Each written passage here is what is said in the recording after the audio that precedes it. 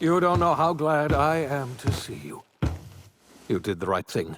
Akande was a monster. Her death was much deserved, and long overdue. And you lunatic, you broke into the board's own fortress just to rescue one doddering old man. You are absolutely out of your mind, and I can't begin to thank you enough. Ah, all in a day's work for you, huh? You've broken the board's stranglehold on this colony, and you saved my life. But there's still so much we have yet to accomplish. You and I are going to have to work harder than ever to save Halcyon. I'm afraid the situation is far worse than any of us ever anticipated. I would like nothing more than to celebrate this victory, but we have a serious problem on our hands. Earth has gone dark.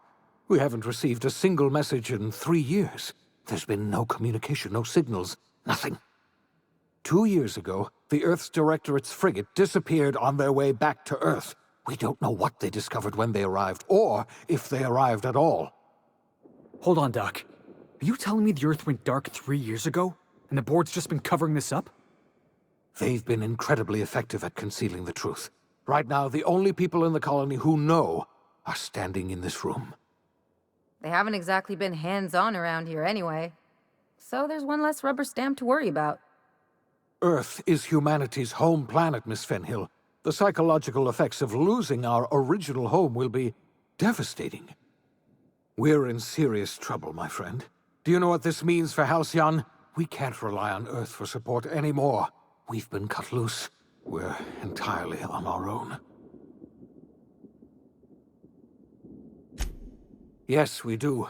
You've done a marvelous thing. You've succeeded where anyone else would have failed, including me. We must begin the revival process immediately, starting with the Hope's brightest minds, and then we're going to fix this damn colony, one problem at a time. We're going to need a leader, and I can't imagine a better person for the job than you. What do you say, old friend? Will you help us?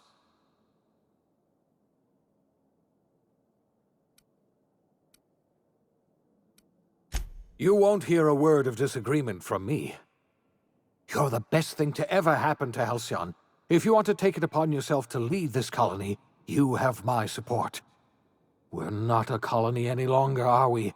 Our last connection to Earth has been severed, and so we have been set free. Our future is uncertain, and no one knows what tomorrow holds. Exciting, isn't it?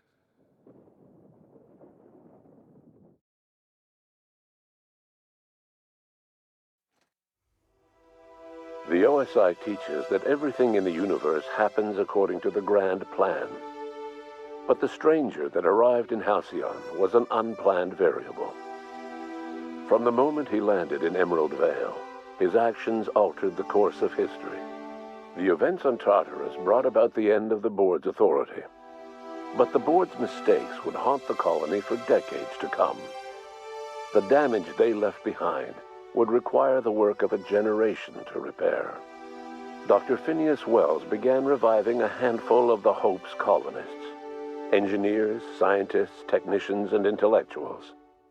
They were among the brightest minds the Earth had ever sent out into the stars. The Hope scientists and engineers woke up in a colony descending headlong into total collapse. With no way to return to Earth, they had no choice but to band together and devote themselves to the cause of saving Halcyon. The people of Halcyon were nothing if not hardy. In the absence of the board's authority, many of the colony's settlements banded together with a single purpose in mind: survival. Life was especially hard in the years to come. Some towns dissolved by attrition and starvation, but most of them found a way to carry on. In the years to come, Halcyon was forced to reckon with its newfound freedom. The board was gone, and for better or worse, the colony was responsible for its own destiny. Sanjar's civil liberties and worker-centric policies were slow to catch on with the other corporations. But as Halcyon began its long, arduous journey toward recovery, many of Terra 2's smaller townships started adopting MSI's alternative corporate structure, and eventually became entirely self-sufficient. In the coming years, many of these townships managed to eke by, where otherwise they might have starved. Consumed by paranoia, Lilia Hagen took Sublight Salvage in a controversial direction, openly accusing board officials of an extraterrestrial conspiracy. One day, an accident at the Groundbreaker's docking bay silenced her forever. Time would tell if her replacement could keep the Sublight family together. The collapse of Edgewater left its workers bereft of any purpose in life. Most of them made their way to Adelaide McDevitt's camp, hoping to ingratiate themselves into her favor. Adelaide accepted only a few to her community. The rest were turned away and likely died of starvation. Nevertheless, Adelaide's camp grew into a well-established town. Adelaide McDevitt refused to cooperate with the ongoing effort to save Halcyon from collapse. A sympathetic deserter stole a copy of her research and delivered it to the Hope's scientists. It is unclear how useful Adelaide's research was. An optimistic estimate suggests her work may have bought Halcyon another few years of survival.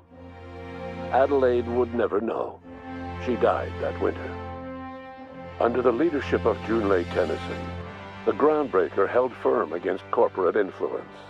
The ship's mechanical stability gave Junlei the time to educate a promising generation of engineers schooled in her family's traditions. The future of the Groundbreaker looks promising. The rediscovery of the Hope and the abandonment of the lifetime employment program forced Byzantium to come to terms with some uncomfortable realities about the state of Halcyon. While Byzantines were reluctant to surrender the luxuries they'd grown accustomed to, the board's diminished authority gave them little choice in the matter. Nearly everyone had to learn to make do with less. Some even had to get jobs. It was a dark time indeed. Your influence shifted Ellie's perspective. She finally admitted, albeit grudgingly, that she just might need other people. Sometimes. With a steady income from the life insurance payouts, she was finally able to afford a ship of her own. She hired a small crew and flew supply missions to communities on the fringe. Some of them were even legal. Life in Halcyon was sobering for Felix Millstone. The grand revolution he dreamed of never came. There was no great awakening for the colony, no celebrations in the streets.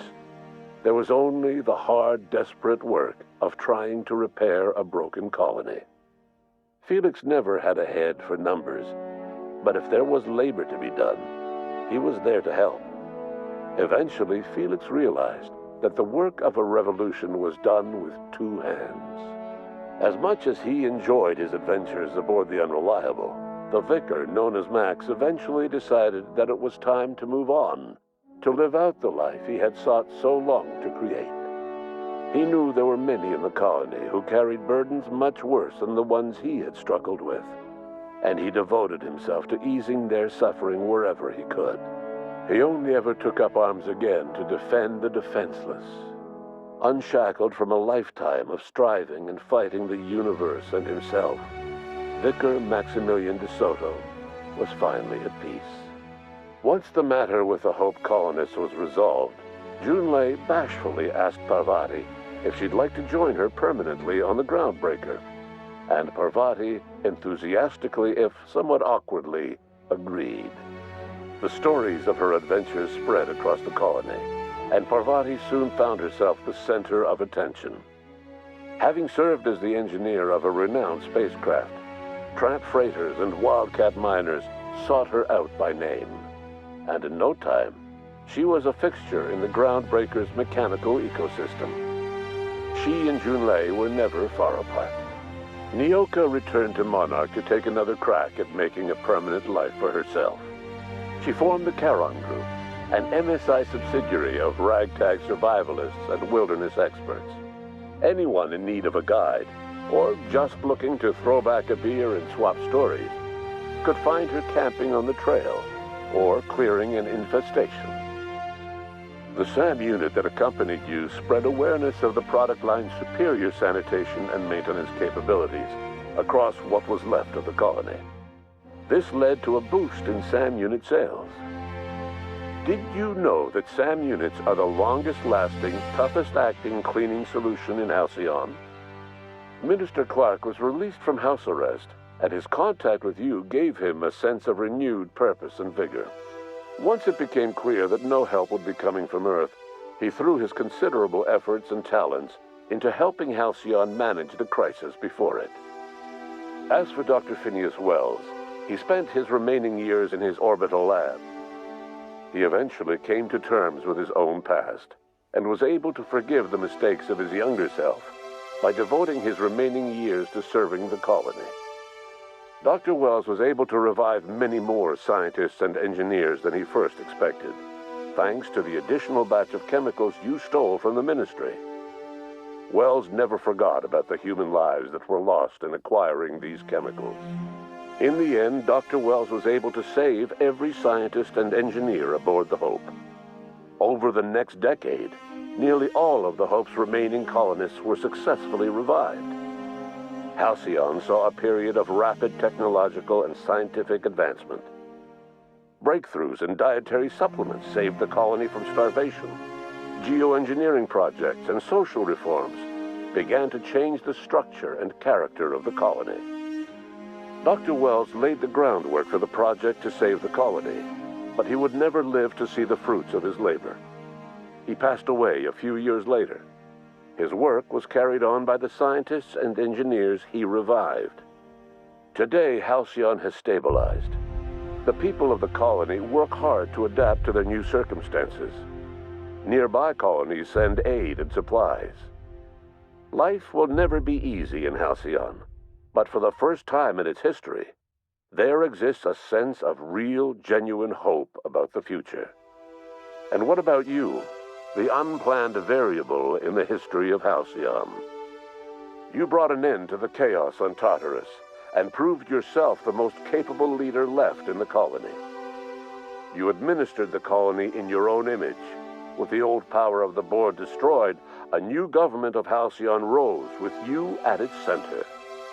With your steady hand, you guided Halcyon through the turbulent years that were to follow, and helped ensure the survival of the colony until the end of your days.